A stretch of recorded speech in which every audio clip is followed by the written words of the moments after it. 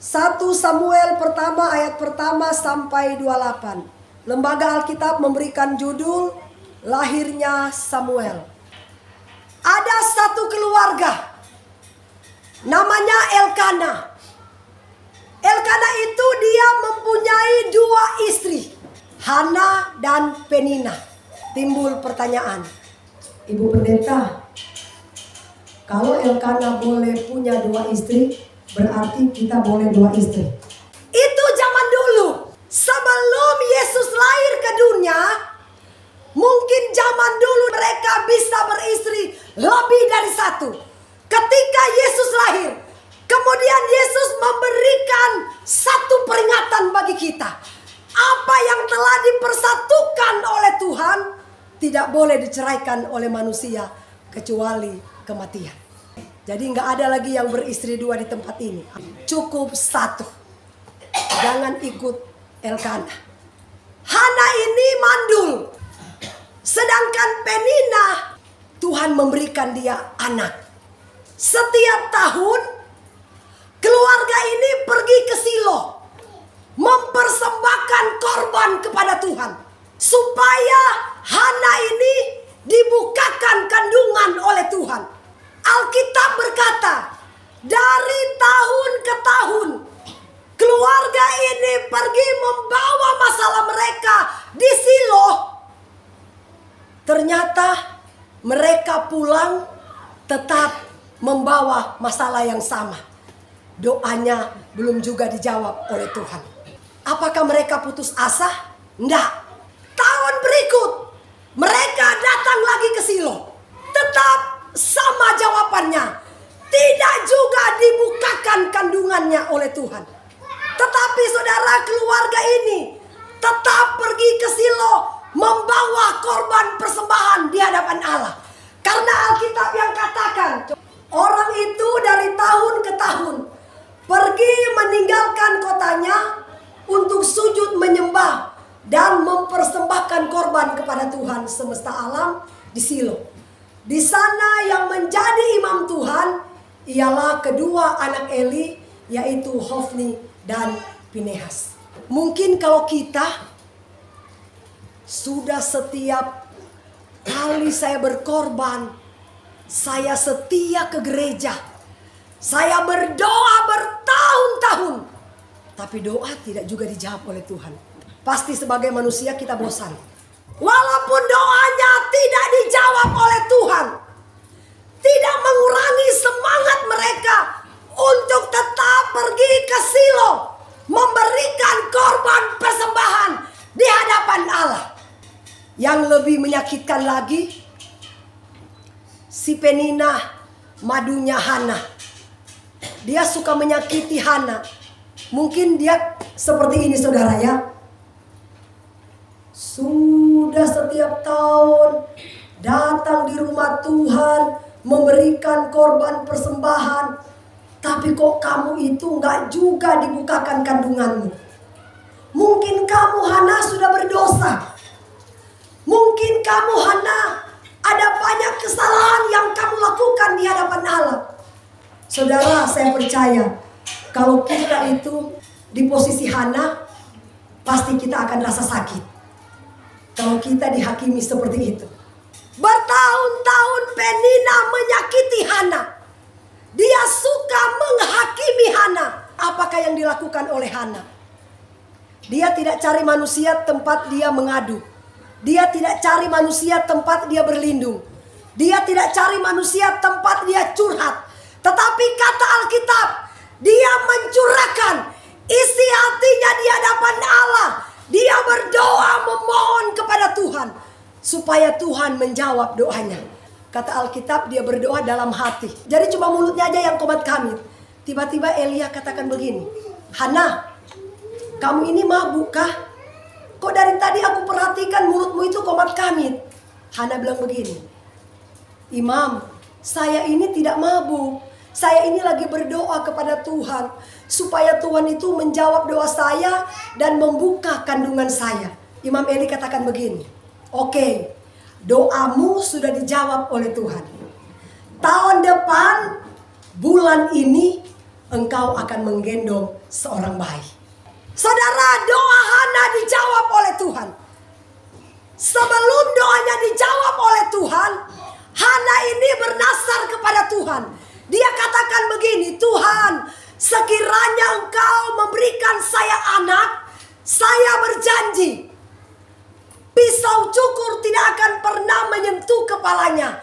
Dan anak itu ketika dia lahir, aku akan berikan dia kepada Tuhan untuk melayani Tuhan. Itu nasarnya kepada Tuhan. Akhirnya doanya dijawab oleh Tuhan. Saudara, kenapa saya memberikan tema perempuan-perempuan mandul spesial di mata Allah? Hana ini seorang yang mandul. Kenapa dia perempuan yang sangat spesial? Karena ketika kandungannya dibukakan oleh Tuhan, dia melahirkan seorang anak yang luar biasa, imam besar di Israel. Itulah Nabi Samuel. Baru yang kedua, coba kita buka dulu ayatnya. Kejadian 11 ayat 30. Sarai itu mandul, tidak mempunyai anak. Sarai ini mandul, tidak punya anak. Dia penderita persis seperti Hana. Ketika Sarah ini mandul, dia pemadu namanya Hagar suka mengejek dia. Perempuan mandul, mungkin kamu sudah berdosa, mungkin kamu punya banyak kesalahan. Sarah ini sakit hatinya. Dia terus berdoa, bergumul kepada Tuhan. Akhirnya apa yang Tuhan lakukan? Tuhan membuka kandungan Sarah. Dan Sarah melahirkan seorang anak yang perkasa di bumi. Namanya Ishak. Melalui keturunan Ishak baru ada bangsa Israel. Karena bangsa Israel itu berasal dari keturunan Ishak. Ishak punya anak Esau dan Yakob. Yakob artinya Israel. Dan dari keturunan Yakoblah ada ke-12 suku Israel. Anak yang perkasa di bumi. Ya. Baru yang ketiga. Kejadian 25 ayat 21. Berdoalah Ishak kepada Tuhan untuk istrinya. Sebab istrinya itu mandul. Tuhan mengabulkan doanya sehingga Ribka istrinya mengandung. Dalam tokoh-tokoh Alkitab, dari keturunan Abraham ada yang mandul. Dari keturunan Ishak juga mandul. Dari keturunan Yakob juga mandul. Meskipun mereka perempuan yang mandul, tetapi mereka sangat berharga, spesial di mata Allah. Karena mereka telah melahirkan generasi yang luar biasa di muka bumi ini. Ribka, dia melahirkan seorang anak, itulah Yakob dan Esau. Baru yang terakhir, Kejadian 29:31. Ketika Tuhan melihat bahwa Lea tidak dicintai, dibukanyalah kandungannya, tetapi Rahel mandul.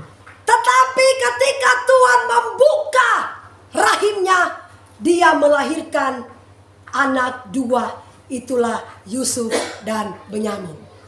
Apakah mereka bukan anak-anak yang luar biasa, Pak Martin? Ya. Yusuf ini, dia adalah Perdana Menteri kedua di Mesir. Anak yang luar biasa, lahir dari seorang perempuan yang mandul. Baru yang terakhir, Hakim-Hakim 13 ayat 2-3. Pada waktu itu ada seorang dari Sora, dari keturunan orang Dan, namanya Manoah. Istrinya mandul, tidak beranak. Ketika Tuhan membuka kandungan Manoah, dia melahirkan seorang anak yang luar biasa, namanya siapa, Pak Martin? Simpson. Amin. Ya. Simpson ini adalah seorang manusia yang tidak ada duanya di muka bumi ini. Kenapa? Karena dia punya kekuatan yang luar biasa. Bayangkan saudara, setiap kali mereka mau berperang melawan Filistin, walaupun Simpson cuma sendirian, Pak Martin, melawan ribuan orang, sanggup dia kalahkan. Kalau mungkin raja-raja harus ada DP tentara-tentara berperang baru bisa menang. Tapi Simpson dia cuma sendiri loh. DP kekuatan di mana? Di rambut. Simpson lahir dari siapa? Dari perempuan mandul. Saya percaya di sini nggak ada yang mandul ya. Semua pasti punya anak. Siapa belum punya anak di sini? Coba angkat tangan. Sudah semuanya ya. Haleluya. Ya. Kalau kita belum punya anak, jangan pernah berkecil hati. Tuhan punya rencana yang indah buat kita. Amin. Dan Tuhan pasti akan melahirkan kita anak-anak yang perkasa di dunia ini. Yang penting jangan pernah mudah menyerah. Singkat cerita saudara, Hana, kenapa bertahun-tahun Hana pergi ke Silo, tetapi Tuhan tidak juga menjawab doanya. Bukan Tuhan tidak mau jawab, tetapi terkadang doa kita belum dijawab oleh Tuhan karena Tuhan mau lihat setia nggak kita sama Tuhan. Kadang kalau doa cepat dijawab, cepat juga kita meninggalkan Tuhan. Tapi kalau doa lambat dijawab, sudah kena proses kan? Kita pasti akan menghargai ya kasih karunia Tuhan yang Tuhan berikan bagi kita. Yang pasti, mari Bapak Ibu Saudara, tetaplah setia kepada Tuhan. Tuhan menjawab doa tepat pada waktunya, tidak pernah terlambat. Asal kita berseru dengan hati yang tulus, dengan sungguh-sungguh kita datang menyembah Tuhan. Seperti Hana, Tuhan menjawab. Dan Tuhan juga pasti akan menjawab doa saudara dan saya. Amin.